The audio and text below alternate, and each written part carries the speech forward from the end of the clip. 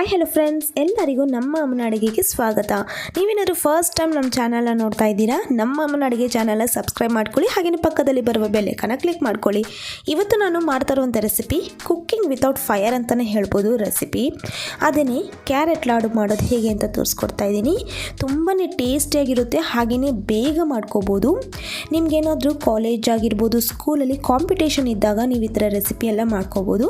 ಬನ್ನಿ ಇಂಗ್ರೀಡಿಯೆಂಟ್ಸ್ ನೋಡ್ಕೊಂಬರೋಣ. ಇಲ್ಲಿ ನಾನು 2 ಕ್ಯಾರೆಟ್ ತೊಗೊಂಡಿದ್ದೀನಿ, ಡೆಸಿಕೇಟೆಡ್ ಕೋಕೋನಟ್ ಪೌಡರ್ ಅರ್ಧ ಕಪ್ಪಷ್ಟು ತೊಗೊಂಡಿದ್ದೀನಿ, ದ್ರಾಕ್ಷಿ 1 ಟೇಬಲ್ ಸ್ಪೂನ್, ಗೋಡಂಬಿ 1 ಟೇಬಲ್ ಸ್ಪೂನ್ ಚಿಕ್ಕದಾಗಿ ಕಟ್ ಮಾಡಿ ಇಟ್ಕೊಂಡಿದ್ದೀನಿ, ಬಾದಾಮ್ ಕೂಡ 1 ಟೇಬಲ್ ಸ್ಪೂನ್ ಚಿಕ್ಕದಾಗಿ ಕಟ್ ಮಾಡಿ ಇಟ್ಕೊಂಡಿದ್ದೀನಿ, condense milk 2 table spoon, desiccated coconut powder ಸಪ್ರೇಟಾಗಿ ನಾನು 2 ಟೇಬಲ್ ಸ್ಪೂನ್ ಎತ್ತಿಟ್ಕೊಂಡಿದ್ದೀನಿ.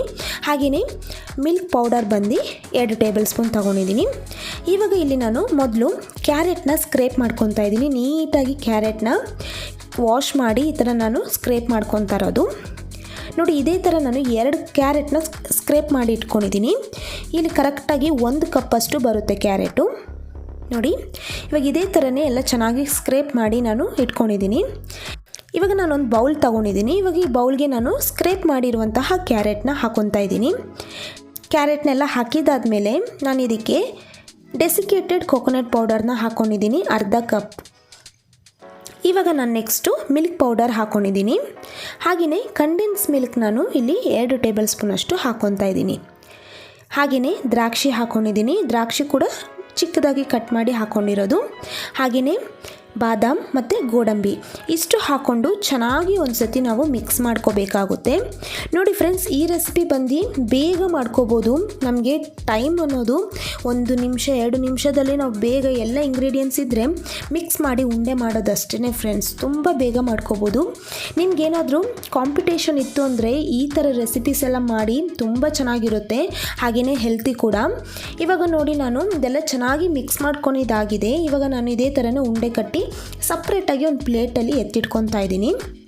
ಇವಾಗ ಇದೇ ಥರನೇ ನಿಮಗೆ ಯಾವ ಥರ ಸೈಜಲ್ಲಿ ಬೇಕು ಆ ಥರ ಸೈಜಲ್ಲಿ ನೀವು ಈ ಥರ ಉಂಡೆನ ಕಟ್ಕೋಬೋದು ನೋಡಿ. ಇವಾಗ ಇದೇ ಥರನೇ ನಾನು ಎಲ್ಲ ಕೂಡ ಈ ಥರ ಉಂಡೆ ಕಟ್ಟಿ ನಾನು ಎತ್ತಿಟ್ಕೊತಾ ಇದ್ದೀನಿ. ತುಂಬ ಪ್ರೆಸ್ ಮಾಡಿ ಉಂಡೆ ಕಟ್ಟಬೇಡಿ, ಈ ಥರ ಲೈಟಾಗಿ ಈ ಥರ ಉಂಡೆ ಕಟ್ಟಬೇಕಾಗುತ್ತೆ. ಯಾಕಂದರೆ ಅದರಲ್ಲಿ ನೀರಿನ ಅಂಶ ಇರೋದ್ರಿಂದ ಕ್ಯಾರೆಟಲ್ಲಿ, ಮತ್ತು ನಾವು ಕಂಡೆನ್ಸ್ ಮಿಲ್ಕ್ ಹಾಕಿರೋದ್ರಿಂದ ತುಂಬ ಪ್ರೆಸ್ ಮಾಡಿ ಉಂಡೆ ಕಟ್ಟಬೇಡಿ. ಲೈಟಾಗಿ ಹಿಂಗೆ ಉಂಡೆ ಕಟ್ಟಿ ಇಟ್ಕೊಂಡು ನಾನು ಸಪ್ರೇಟಾಗಿ ಡೆಸಿಕೇಟೆಡ್ ಕೋಕೋನಟ್ ಪೌಡರ್ ಎತ್ತಿಟ್ಕೊಂಡಿದ್ದೆ 1-2 ಟೇಬಲ್ ಸ್ಪೂನ್ ಆಗೋಷ್ಟು.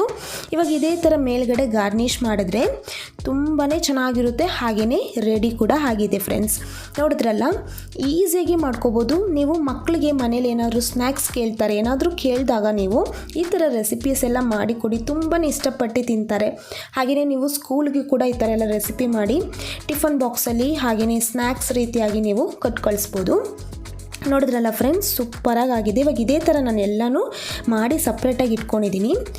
ನೋಡಿದ್ರಲ್ಲ, ಸೂಪರಾಗಿರುವಂತಹ ಕ್ಯಾರೆಟ್ ಲಾಡು ರೆಡಿಯಾಗಿದೆ. ನೀವು ಕೂಡ ಮನೇಲಿ ಒಂದು ಸತಿ ಟ್ರೈ ಮಾಡಿ ಹೇಗೆ ಬಂತು ಅಂತ ನಿಮ್ಮ ಅನಿಸಿಕೆ ಅಭಿಪ್ರಾಯಗಳನ್ನು ಕಮೆಂಟ್ ಮೂಲಕ ತಿಳಿಸಿ. ಹಾಗೆಯೇ ನಮ್ಮ ಅಮ್ಮನ ಅಡುಗೆ ಚಾನಲ್ನ ಸಬ್ಸ್ಕ್ರೈಬ್ ಮಾಡ್ಕೊಳ್ಳಿ, ಪಕ್ಕದಲ್ಲಿ ಬರುವ ಬೆಲ್ ಐಕಾನ್ನ ಕ್ಲಿಕ್ ಮಾಡ್ಕೊಳ್ಳಿ. ಈ ವಿಡಿಯೋ ನೋಡಿರುವ ಎಲ್ಲ ವೀಕ್ಷಕರಿಗೂ ಧನ್ಯವಾದಗಳು.